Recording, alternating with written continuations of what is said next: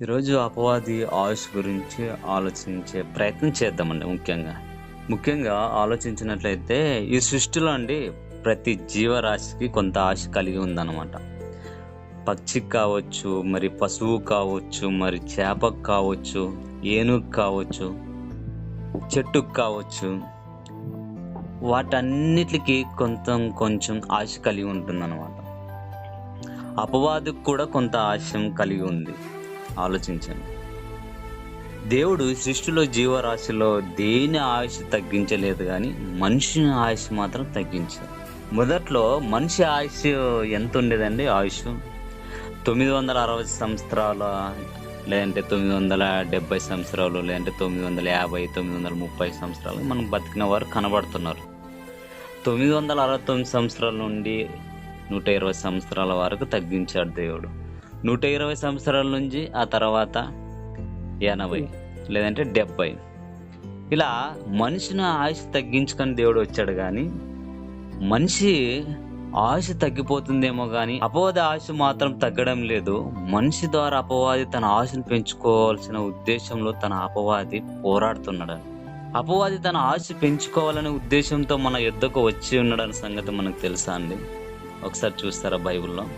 ప్రకటన గ్రంథము 12వ అధ్యాయం 12వ వచనం చూడండి ఒకసారి. అపవాది తనకు సత్యము కొంచెమే అని తెలుసుకుని బహు క్రోధము గలవాడై నీ యొద్దకు దిగి వచ్చి ఉన్నాడని చెప్పెను. చాలాగండి గుర్తుపెట్టుకోండి, అపవాదికి తనకు సమయం కొంచెం అని తెలుసుకుని బహు క్రోధం గలవాడే మీ యొద్దకు దిగి వచ్చి ఉన్నాడు అనే సంగతి మనకు తెలుస్తుంది. ఈ మాట చెప్పి నేటికి ఎన్ని వేల సంవత్సరాలు అయిందండి? 2000 సంవత్సరాలు అయింది. కొంచెం సమయం 2000 సంవత్సరాల ఇంత ఆయుష్ వాడు ఎలా పెంచుకోగలిగాడు? నిజమా కాదా? ఒకసారి అదే బైబిల్లో మనం అడుగుదాము. 1 పేతురు 5వ అధ్యాయం 8వ వచనం చదవండి. నిబ్బరమైన బుద్ధి గలవారై మెలకుగా ఉండి నీ విరోధి అయిన అపవాది గర్జించు సింహాసనం వలె వారిని మింగుదు గర్జించు సింహం వలె ఎవరిని మింగుదునా అని వెతుకుతూ తిరుగుచున్నాడు. ఒకసారి ఆలోచించండి. సాతాను మనల్ని మింగితే దానికి ఆశ పెరుగుతుందంట. ఒకసారి ఆలోచించండి. ఈ దయ్యానికి క్రైస్తవులకి ఇంకేమైనా ఉందంటే ఖచ్చితంగా ఉందనే చెప్పాలి. ఎందుకంటే వాడు క్రైస్తవుల్ని మొట్టమొదటిగా టార్గెట్ చేస్తాడు. మత్తయి సువార్తలో ఉంటుంది 24వ అధ్యాయం 14వ వచనంలో ఏమంటుందంటే, ఈ రాజ్య సువార్త సకల జనులకు సాక్షార్థమై లోకమంతటా ప్రకటింపబడును, అటు తర్వాత అంతం వచ్చును. అంతం రావాలంటే రాజ్య సువార్త ప్రకటన జరగాలి. ఇప్పుడు క్రైస్తవులు అపవాది ఆశ తగ్గాలన్నా లేదంటే అంతం చేయాలన్నా ఒకటి ఖచ్చితంగా రాజ్య సువార్త ప్రకటన చేయాలి క్రైస్తవులు. నేడు క్రైస్తవులు సకల జనులకు రాజ్య సువార్త ప్రకటించే పనిలో ఉన్నారండి. నీ రాజ్యం వచ్చునుగా కానీ అంటున్నారా కానీ, ప్రార్థిస్తున్నారా కానీ అంతం వచ్చేస్తా అంటారా? ప్రార్థిస్తే అంతం రాదు సుమా, రాజ్య సువార్త ప్రకటిస్తేనే అంతం వస్తుంది. ఇప్పుడు యేసుక్రీస్తు రాకడికి ప్రకృతికి అంతం సంబంధం ఏదైనా ఉందంటే ఖచ్చితంగా ఉంది. ఇప్పుడు ఈ రాజ్య సువార్త ప్రకటిస్తే అంతం వస్తుందన్న ప్రకృతి అంతం యేసు రాకడతో సంబంధం కలిగి ఉందన్న సంగతి మర్చిపోవద్దండి. ఇప్పుడు యేసుక్రీస్తు వారు రాకడ విషయంలో ఖచ్చితంగా ప్రకృతి అనేది అంతమైపోతుంది. క్లీన్ ఇంక భూమి మీద ఏడిది ఉండదన్నమాట, ఖాళీ బూడిదైపోతుంది. ఇప్పుడు యేసుక్రీస్తు రాకడ విషయంలో ఖచ్చితంగా అపవాది ఆశ తగ్గుతుందా, అంతం అవుతుందా అన్న సంగతి కూడా ఈ విషయంలో ఆలోచిస్తే అండి, అసలు ఈ ప్రకృతికి యేసుక్రీస్తు వారికి సంబంధం, అపవాదికి సంబంధం ఏమిటి? 2 పేతురులో ఒకసారి ఆలోచించండి.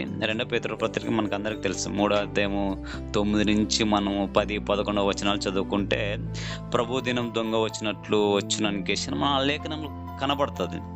ఆ తర్వాత ఆ దినం రెండవ రాకడలో ఆకాశం మహోధ్వనితో గతించిపోనని, పంచభూతాలు మిక్తమైపోనని, ఇలా ఈ సందర్భం కనబడుతుంది. కానీ ఈ భూమి మీద కృత్యములు కాలిపోననికేసి అని బైబిల్ ఆడ స్పష్టంగా కనబడుతుందంట. ప్రకృతి అంతం కావాలంటే యేసు రావాలి. ఆలోచించాలి. ఇప్పుడు యేసు వస్తేనే ఈ ప్రకృతి అంతమవుతుందన్న సంగతి మనకు తెలుసు. యేసు రావాలంటే ఏం చేయాలి? రాజ్య సువార్త ప్రకటన జరిపించాలి. క్రైస్తవులు ప్రకటిస్తున్నారంటే లేదనే చెప్పాలండి. ప్రభు అయిన యేసు రమ్మని పిలుస్తున్నారా కానీ అందరికి సువార్త ప్రకటించే వాళ్ళు ఉన్నారా అండి ఈ రోజుల్లో? నేను అంటానండి, అందరికి సువార్త ప్రకటించండి ఈ పాటికి యేసుక్రీస్తు వారు వచ్చేవారండి. ప్రభువా రావాలి, మరి ఎందుకు ప్రభువా రాలేదని మనం ఆలోచిస్తున్నట్లయితే అండి, ఈ రాజ్య సువార్త సర్వ సృష్టిలోకానికి సువార్త వెళ్ళి ప్రకటించడని యేసుక్రీస్తు వారు ఏ విధంగా అయితే చెప్పాడో, నేను అంటానండి, ఈ పాటికి ప్రపంచమంతా సువార్త వెళ్ళంటే యేసుక్రీస్తు వారు రావాల్సిందే. ఎందుకు ప్రభు రాలేదు? రాజ్య సువార్త ప్రకటన జరగడం లేదు. భిన్నమైన సువార్తలు జరుగుతున్నాయి. ఈ భిన్నమైన సువార్తలు ఒకసారి ఆలోచించి సువార్త విషయంలో కానీ జాగ్రత్తగా ఉండాలి. ఒరిజినల్ సువార్త ఉంది, నకిలీ సువార్త ఉంది. ఒరిజినల్ సువార్త అంటే ఏమి? అసలు సువార్త అనే దానికి అర్థం ఏమిటి? మనం భాషలో మనం మాట్లాడుకుంటే అసలు నిజమైన సువార్త, ఒరిజినల్ సువార్త, యేసు మరణ సమాధి పునరుద్ధరణ గురించి చెప్పడమే అసలైన నిజమైన సువార్త. ఆయనను నమ్మితే రక్షణ, పాపక్షమన ఉంటుంది కాబట్టి అది నిజమైన సువార్త. మరి భిన్నమైన సువార్త ఎలా ఉంటుంది? శరీర సంబంధమైన రోగం విషయంలో కావచ్చు, యేసుని నమ్ముకోండి బాగు చేస్తాడు, పిల్లలు లేని వాళ్ళకి పిల్లల్ని ఇస్తాడు, పెళ్లి కాని వాళ్ళకి పెళ్ళి అవుతుంది, ఇలా ఇది భిన్నమైన సువార్త అండి. నిజమైన సువార్త ఉంది, ఇది భిన్నమైన సువార్త ఉంది. భిన్నమైన సువార్తని ప్రకటించేవారు కనబడుతున్నారు కానీ ఈ జీవిత కాలానికి సుఖం ఇస్తాడని ప్రకటిస్తున్నారా కానీ ఈ భిన్నమైన సువార్తలు అండి నిజంగా పౌలు గారు చాలా బాధపడతారండి. గళిత పత్రికలో ఉంటుందండి, అది మొదటి అధ్యాయం 6వ వచనంలో అనుకుంటాం. ఏమని ఉంటుందంటే, నాకు తెలిసిన వరకు అయితే, భిన్నమైన సువార్త తట్టుకు మీరు ఇంత త్వరగా తిరగపోవుట చూచుట నాకు చాలా ఆశ్చర్యం వేస్తుందని ఆ సందర్భం ఉంటుందండి. అసలు పౌలు గారి భిన్నమైన, నిజంగా అంటే ఒరిజినల్ సువార్తకి భిన్నమైన సువార్తకి ఎక్కువ భిన్నమైన సువార్తకి ఆకర్షించబడతారు ఈ ప్రజలు. నిజమే కదండి, మీకు డబ్బు వస్తుంది, ఆస్తి వస్తుంది, ఇల్లులు వస్తాయి, కలిసి వస్తాయి, పిల్లలు పుడతారు, ఇంకా బాగుంటారు అని ఇలా ప్రకటించే సమయంలో ఎక్కువ అడిక్ట్ అయిపోతారు. అలాంటి వారి విషయంలో నిజంగా పౌలు గారు అంటాడు, ఇంత తొందరగా మీరు భిన్నమైన సువార్తకు త్వరగా తిరిగిపోవటం చూడగా నాకు ఆశ్చర్యం అగుచున్నదనికేసని అని మాట్లాడుతూనే అసలు సువార్త ప్రకటింపబడితేనే యేసు పరలోకం నుండి బయలుదేరాలి కానీ యేసు పరలోకం నుండి బయలుదేరితే కానీ ఈ సృష్టి కంటే ముందు ఏం జరగబోతుంది అది కూడా తెలుసుకోవాలి కదా. ఇప్పుడు యేసుక్రీస్తు రాకడ వస్తేనే అంతం జరుగుతుందన్న సంగతి మనకు తెలుసు. మరి ఆయన వచ్చే సమయానికి ఏం జరుగుతుంది ముందు? 2 తెస్సలోనికీయుల పత్రిక 2వ అధ్యాయం 2వ వచనంలో చూద్దామండి ఒకసారి. అప్పుడు ధర్మ విరోధి బయలుపరచబడును, ప్రభు అయిన యేసు తన నోటి ఊపిరి చేత వానిని సంహరించేయును, అగమన ప్రకాశం చేత నాశనం చేయో. ఈ విషయం మనకు అందరికీ తెలుసు కదండి. సువార్త ప్రకటన జరిగితే యేసు వస్తాడు, యేసు వస్తే సాతాను నాశనం అవుతాడు. ఇప్పుడు సాతాను నాశనం అవ్వకుండా ఉండాలంటే యేసు రాకూడదు, యేసు వస్తే సాతాను నాశనం అవుతాడు. యేసు రాకుండా ఉండాలంటే సాతాను ఏం చేశాడంటే మనకు అర్థం కావాలి. సాతాను గడు ఏం చేశాడండి? రాజ్య సువార్తను ప్రకటించకూడదని. సువార్త ప్రకటించేవారు ఎవరు? ఒకసారి ఆలోచించాలి. వీడు ఏం చేశాడంటే సువార్త ప్రకటించే వాళ్ళని ఎలా మొబ్బపెట్టేశాడంటే, మనం సువార్త ప్రకటించకుండా ఉండాలంటే సాతాను ఏం చేశాడంటే 4 గోడల మధ్య బాగినండి వీడు సువార్తను ఎలా ఆపేశాడంటే, ఎందుకంటే యేసుక్రీస్తు వస్తేనే ఈ అపవాది ఆశ తగ్గిపోతుంది, అంతవరకు వీని ఆశ అంతమైపోతుంది. వీడు అలా కాకోకున్నట్లు యేసుక్రీస్తు వారు వస్తే నా ఆశ తగ్గిపోతుందని వీడు ఏం చేశాడంటే క్రైస్తవుల్ని మనం సువార్త ప్రకటించకుండా ఉండాలంటే సాతాను గడు ఏం చేశాడంటే 4 గోడల మధ్య ఆదివారం నాకు 1 గంట పాటలు. నిజంగా ఇది కనబడుతుంది కానీ ఒక ఆదివారం కూర్చుంటే 1 గంట కూర్చుంటాం, ఆ గంటలో ఒక పాట ప్రార్థన వాక్య సందేశం, కానుకలు, తర్వాత ఆశీర్వాదంతో ఇంటికి వెళ్ళిపోతాం.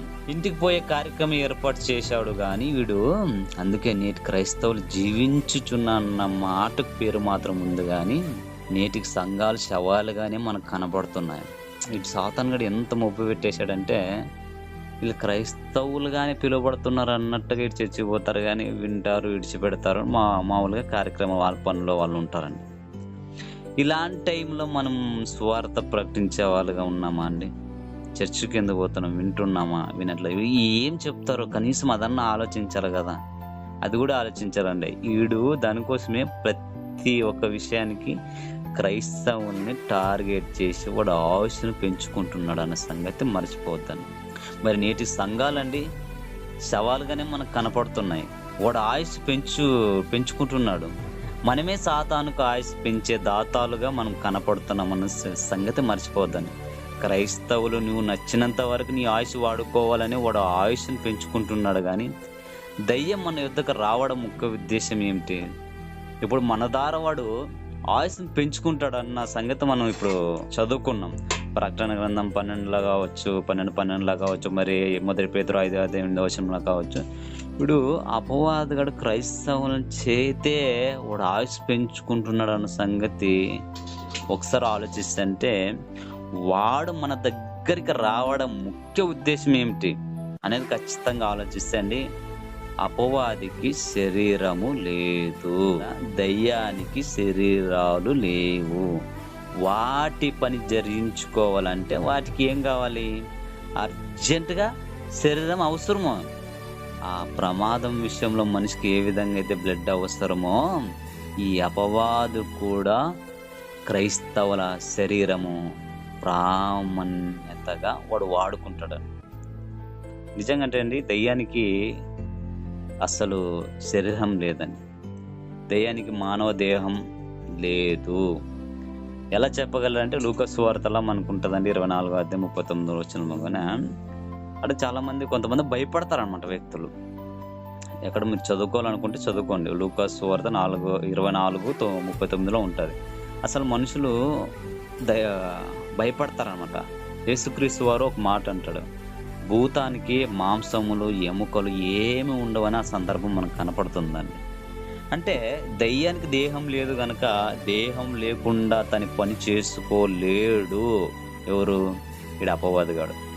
వీనికి శరీరం లేకుండా దేహం లేకుండా ఏ పని చేసుకోలేడు. కాబట్టి మనం ఏదైనా సిమెంట్ పని చేయాలన్నా, ఏదైనా పొలం పని చేయాలన్నా ఖచ్చితంగా పనికి పరికరాల ఎంత అవసరమో దయ్యానికి కూడా తన పని చేసుకొనుటకు మానవ దేహం అంతే అవసరం అండి. మరి అందుకే చూడండి, వాడు 2000 సంవత్సరాల నుంచి వాడు ఇప్పటి వరకు వాడు బ్రతికి ఉన్నాడంటే వాడి ఆయుష్ అర్థం చేసుకోవాలి. ఎవరి ద్వారా ఆయుష్ని పెంచుకుంటున్నాడు అనే సంగతి. అంటే మానవ దేహం వాడు ఎంత ఉపయోగించుకుంటున్నాడు అంటే ఖచ్చితంగా మనం గమనించుకోవాలండి. మత్తయి సువార్తలుగా మనం బాప్తిసం తీసుకున్న తర్వాత కొంతమంది దైవ సేవకులు చెప్తుంటారు, గుర్తుపెట్టుకోండి ఇప్పుడు మీలో ఉండేది ఒకే దైవమే. ఈ సందర్భం విన్నారో లేదు తెలియదు, నేను మాత్రం విన్నాను. బాప్తిసం తీసుకున్న తర్వాత బాప్తిసం తీసుకున్న సమయంలో తీసుకున్న వెంటనే తర్వాత సబ్జెక్ట్ చెప్తారండి. కొన్ని నిమిషాలు చెప్పిన తర్వాత, చూడు తమ్ముడు, నీలో ఒకటే దయ్యం ఉంది. అది ఇప్పుడు నువ్వు పాపాలు ఒప్పుకొని యేసుక్రీస్తుని వారిని అంగీకరించిన తర్వాత ఆ దయ్యం వెళ్ళిపోతాడు. వెళ్ళిపోయిన తర్వాత నువ్వు నీతిగా నిజాయితీగా బ్రతికితేనే పరిశుద్ధాత్ముడు నీలో వస్తాడు. నీవు వాక్యం అనేది నీ హృదయంలో ఉంటే ఖచ్చితంగా వీడు అపవాదిగాడు రావడానికి మనకు కొన్ని విషయాలు తెలియపరుస్తాడు. ఒకవేళ మళ్ళీ నువ్వు లోకానుసారంగా బ్రతుకుతూ ఉంటే మొదట్లో నువ్వు ఏ విధంగా అయితే ఒక దయ్యాన్ని ఉంచుకొని వెళ్ళగొట్టావో నీ హృదయం అనేది వాక్యం నిండకపోతే ఖచ్చితంగా మళ్ళీ వాడు ఎన్ని దయ్యాలు తోలుకొని వస్తాడండి? 7 దయ్యాలు తోలుకొని వస్తాడు అనమాట. అది మత్తయి సువార్తలో ఉంటుంది 12:43 అనుకుంటున్నా. ఆ సందర్భంలో మీకు చదువుకోండి. మానవ దేహాలను కబ్జా చేయడమే దయ్యం యొక్క ముఖ్య ఉద్దేశం అని ఆలోచించాలి. ఇప్పుడు మన భాషలో మన ఇక్కడ సర్కిల్లో మాట్లాడుకుంటే ఖాళీ ల్యాండ్, భూమి, ఏవైతే ఖాళీ ప్లేసులు ఉంటాయో ఖచ్చితంగా మనుషులు ఏ విధంగా అయితే కబ్జాలు చేస్తారో మానవ దేహాలను కబ్జా చేయడమే దయ్యం యొక్క ముఖ్య ఉద్దేశం అనే సంగతి మర్చిపోవద్దండి. ఎందుకంటే ఖాళీ హృదయంలో వాడు చూశాడంటే ఖచ్చితంగా వాడు వాడుకుంటాడు, వచ్చేస్తాడు అన్నమాట. ఈ మానవ దేహంలో వాడు ఏ విధంగా వాడుకుంటున్నాడంటే మనకి కనిపించడం లేదు, కానీ కొన్ని విషయాలు మీకు తెలియపరుస్తాను వీడు ఎంత పవర్ఫుల్గా పనిచేస్తాడని. విద్యుత్ శక్తి మనకు తెలుసు, కరెంటు ఒక్క విషయంలో మనం ఆలోచిస్తే ఒకటే కనబడుతుంది, చాలా రకాలు ఆలోచించాలి. విద్యుత్ శక్తి గురించి ఆలోచిస్తే అండి, ఆ శక్తి మనకు కనిపించదు, కానీ దాని శక్తి తెలుసుకోవాలంటే లైట్లో చూడాలి. లైట్ చూస్తేనే మనకు కనపడుతుంది పవర్. ఫ్యాన్లో కావచ్చు, టీవీలో కావచ్చు. టీవీలో చూస్తే బొమ్మ కనబడుతుంది, టేపర్ కట్ మనకు తెలుసు, వాయిస్ వినబడుతుంది, మాటలు. శక్తి ఒక్కటే అయినప్పటికీ రూపాలు ఎన్ని కనబడుతున్నాయండి? చాలా కనబడుతున్నాయి. మీకు అర్థమవుతుందా? టీవీలో కావచ్చు పవర్ ఉంటుంది, ఫ్యాన్లో కావచ్చు పవర్ ఉంటుంది, బల్బ్లో కావచ్చు పవర్ ఉంటుంది, టేపర్ కట్ దాంట్లో కావచ్చు మాటలు వినబడతాయి. కానీ ఒక్కటే శక్తి అయినప్పటికీ రూపాలు చాలా కనపడుతున్నాయి. అలాంటప్పుడు అలాగే దయ్యం కూడా అండి, శక్తి దయ్యానికి కూడా రూపాలు అనేకము ఉన్నాయన్న సంగతి మర్చిపోవద్దండి. విద్యుత్ శక్తి రూపాన్ని వస్తువుల్లో చూడగలం, కానీ దెయ్యం యొక్క రూపాన్ని మాత్రం ఎలా చూడగలం అంటే వ్యక్తుల్లో చూడగలం. నిజమే కదండి? వ్యక్తుల్లో చూస్తాం. వాడి ప్రాణం ఆయుష్ క్రైస్తవుల చేతుల్లో ఉందని తెలుసుకోవాల్సిన సంగతి మర్చిపోతాను.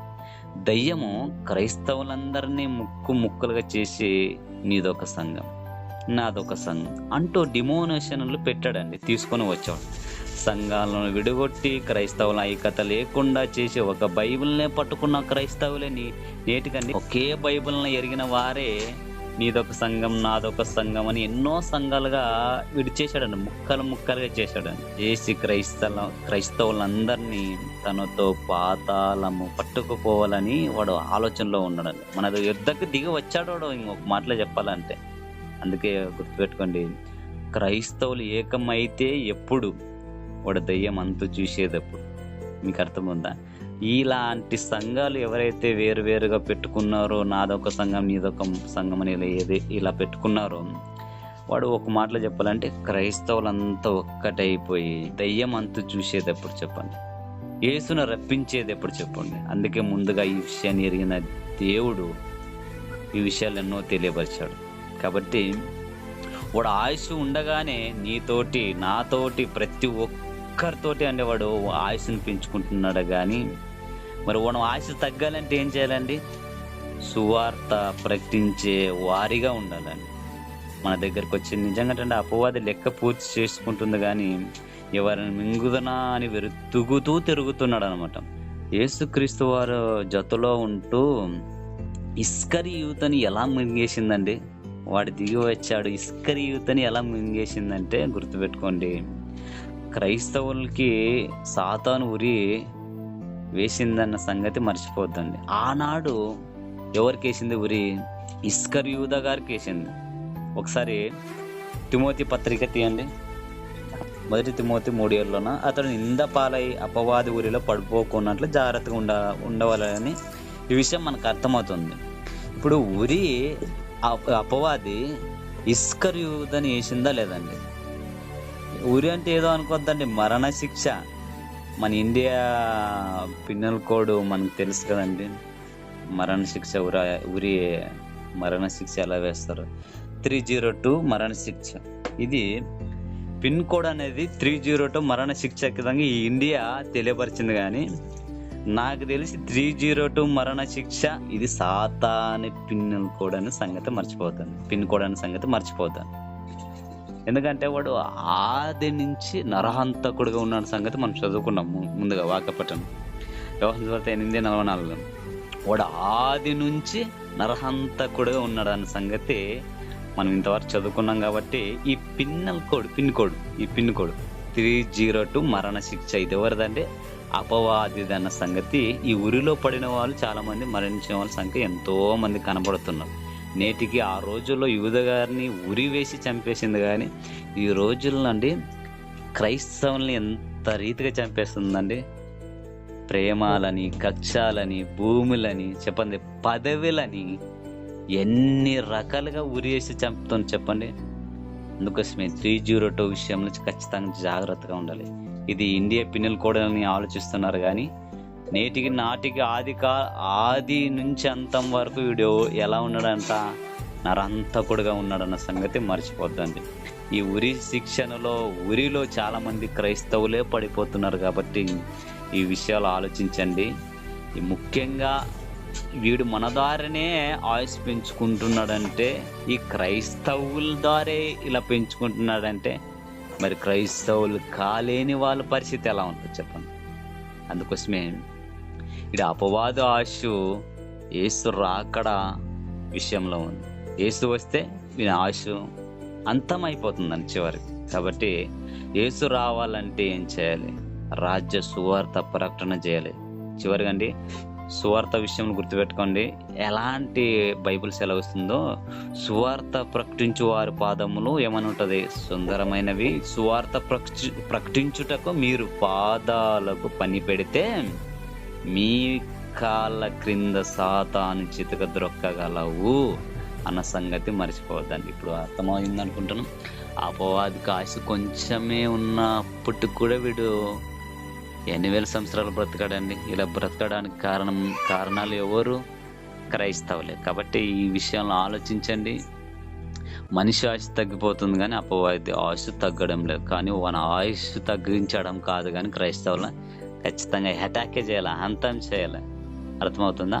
ఇలా అపవాదిని అంతం చేయాలంటే ముందుగా యేసుక్రీస్తు రావాలి. యేసుక్రీస్తు రావాలంటే రాజ్య సువార్త ప్రకటించాలి. కానీ మనం ప్రకటించేవారుగా ఉన్నామా లేమా అన్న సంగతి ఆలోచించి మీరే ఆత్మానుసారంగా పరీక్షించుకోవాలని ఈ విషయాలు తెలియపరిచాను.